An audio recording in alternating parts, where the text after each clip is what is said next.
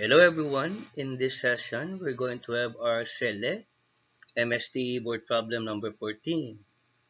In this problem, we'll try to study synthetic division on how to determine the remainder of a given division problem, having three terms as divisor.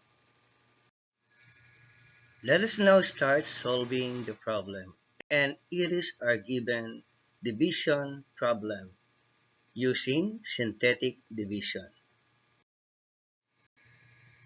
My beloved viewers and listeners, this is our CE board problem MSD number 14, and in this problem, we need to determine the remainder of this given problem. Allow me to read it first. 2x to the fifth minus 3x to the 4 plus 5x cubed minus 3x squared plus 7x minus 9 divided by x squared minus x minus 3. What is then a remainder in this given division problem using synthetic division? First and foremost, let's take a look with our divisor. Our divisor is x squared minus x minus 3. The second term of our divisor is negative x, and its coefficient is negative 1. Using a factor, since it is negative 1, I will oppose its sign and use positive 1 as one among our factor in doing the synthetic division process. I repeat then that we're going to use positive 1 as one among our factors. As we can see now, the last term of our divisor is minus 3. Then let us oppose the sign of negative 3. I will use positive 3 as our second factor. Let us have a review now of our dividend. Our dividend is a six-term dividend, starting from the power of 5 for the first term of our dividend. And allow me to read it. 2x to the 5 minus 3x to the 4 plus 5x cubed minus 3x squared plus 7x minus 9. In our calculation process or solution process, we are only going to consider the coefficients in its terms, and let me write them now. For our first number or coefficient, we have the number 2.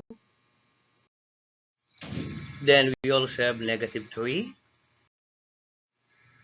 followed by the coefficient 5, and then also negative 3. Coming up next, we have 7.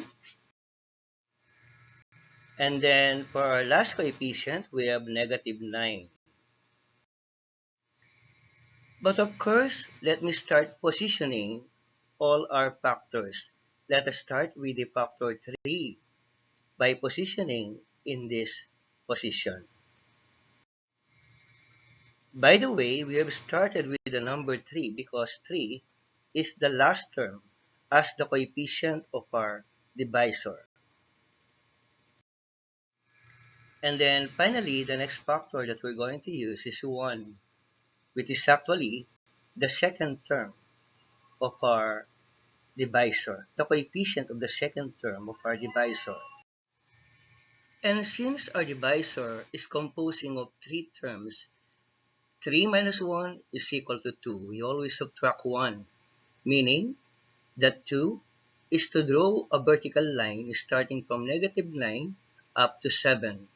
So we have to skip 2 columns, starting from the right to left. And this is now the vertical line that we have drawn, starting from negative 9 from the last term up to 7. Or the line must be positioned before number 7 as coefficient. And then afterward, let me draw two horizontal lines that will be used in our calculation in the application of our synthetic division process. Let us now start solving the problem. For the first step, we need to bring down 2. Also, we need to bring down negative 3 in this position. And then, let us multiply 2 to the first factor 1. And we're going to have a product of 2. And supposed to be, where are we going to write the product 2? This is the position where we can actually write the number 2 as the product of 2 times 1. And then for the next step, we need to get a product of 2 and 3.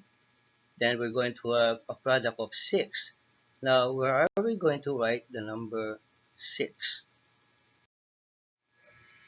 This is actually the right position for the number 6. Now, let's continue the calculation. Negative 3 and positive 2 is equal to negative 1.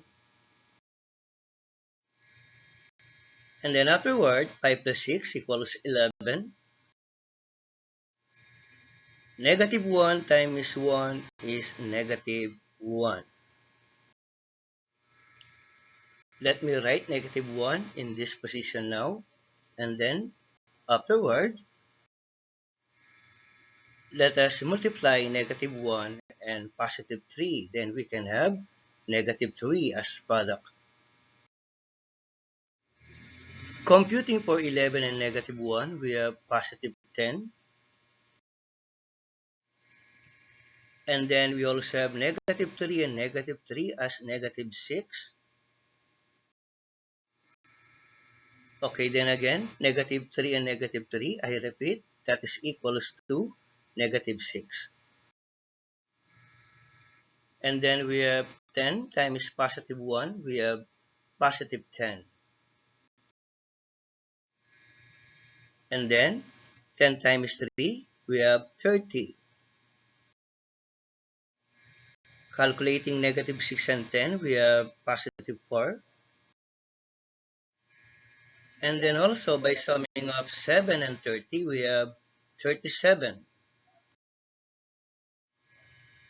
Coming up next, 4 times 1, we have 4. And then we have 4 times 3 equals 12. 37 plus 4 equals 41. And then finally, negative 9 and 12, we have it as negative 3. Finally, for the last step, we need to bring down negative 3. And then finally, for our final answer, by reducing the degree of polynomial of the divisor to first degree polynomial, this is now our final answer. Our final answer is 41x minus 3 as the remainder of our given division problem. Thank you very much and God bless us all.